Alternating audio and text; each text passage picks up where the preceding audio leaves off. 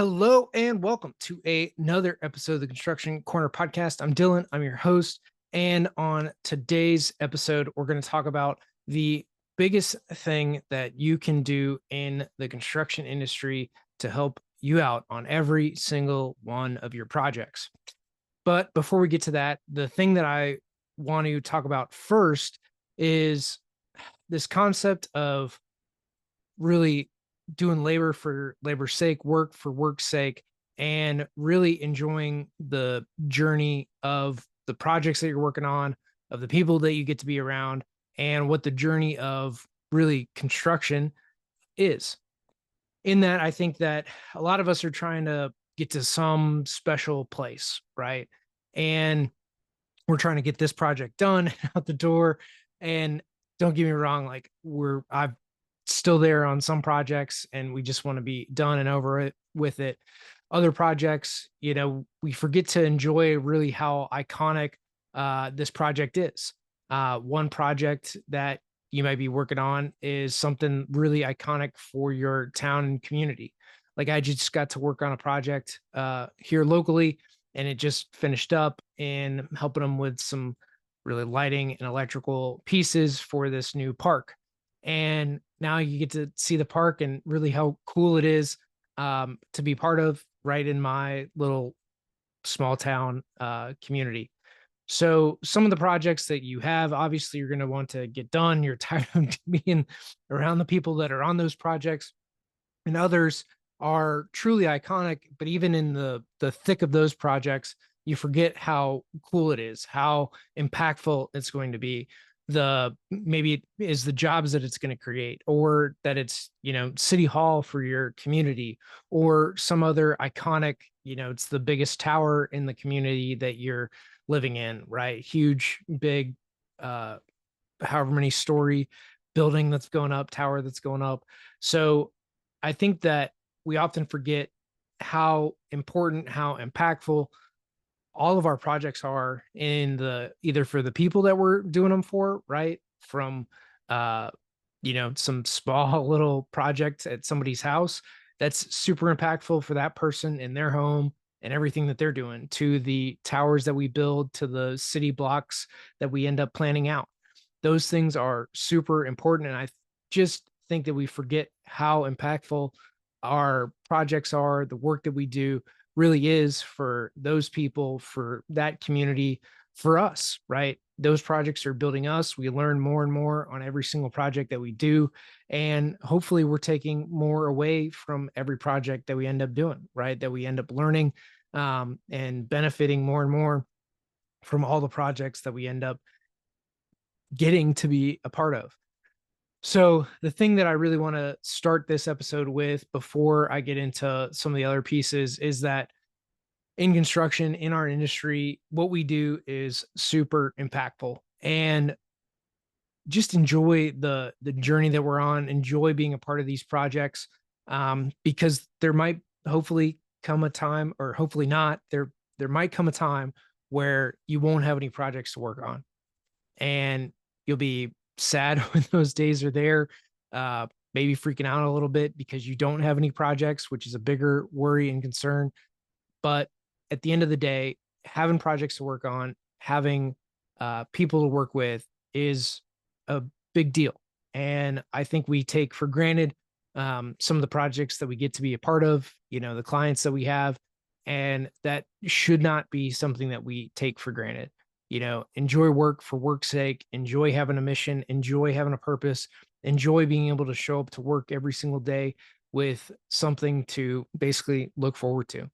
So the thing that I want to go into to talk about how you can improve really on projects and really make them flow smoother is it comes down to communication. Now, I know this is an overblown topic of communicating, but really what it comes down to is being clear on what is needed, what is required, and what you're needing to do for that project.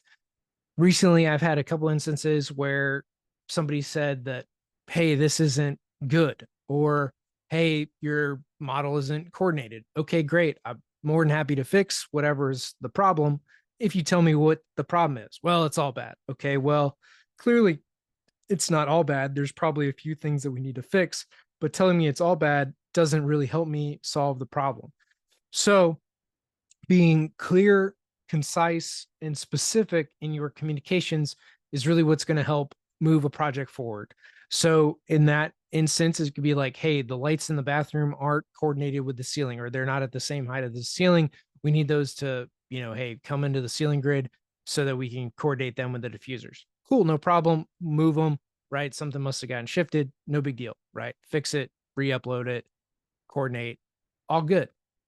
When you don't have that specificity, that clarity on your projects, this is where things end up being really misunderstood. And there's a couple things that end up happening in this. One is you're just spinning your wheels and trying to get clarity. Two is you end up asking not good questions because you don't have clarity on it.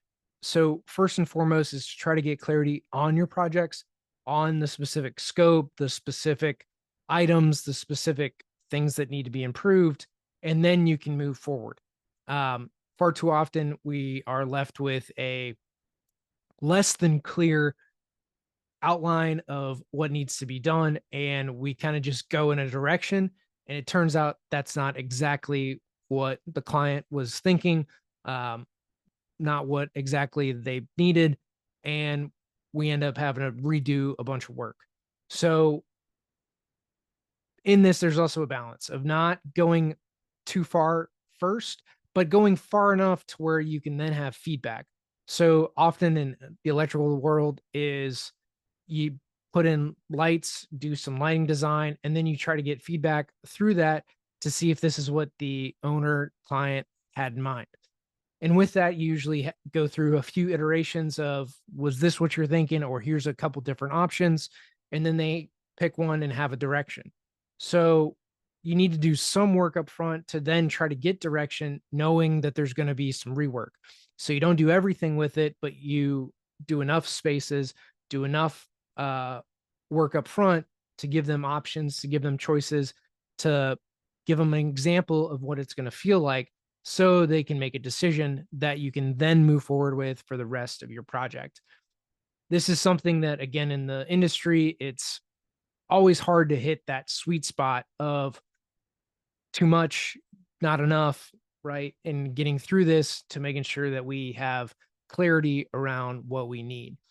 So for a lot of this, we have, first and foremost, we've got to ask better questions up front to define our scope, to define what we're doing, and then to be able to move forward through projects.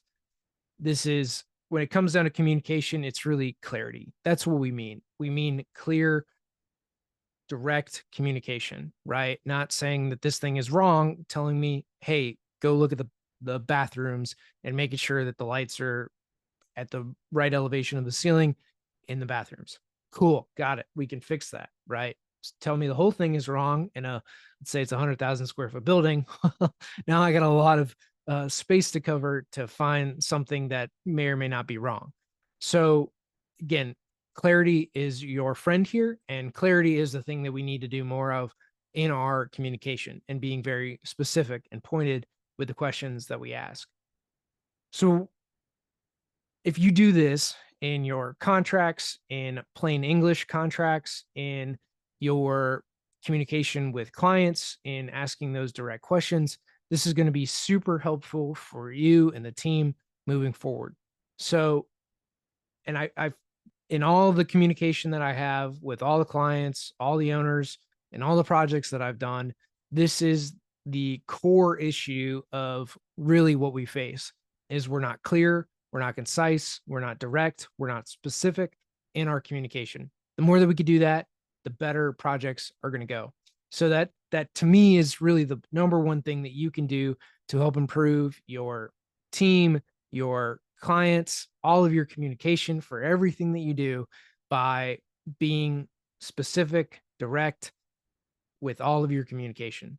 And that is the number one thing that, leaving construction, we are missing. It causes a lot of rework, and it causes a lot of lost time.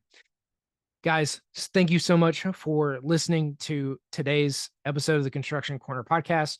Thank you all so much for listening. And if you would go down and give us a 5-star rating on whatever podcast platform that you're on, we appreciate it so much. And until next time, that is this episode of the Construction Corner Podcast.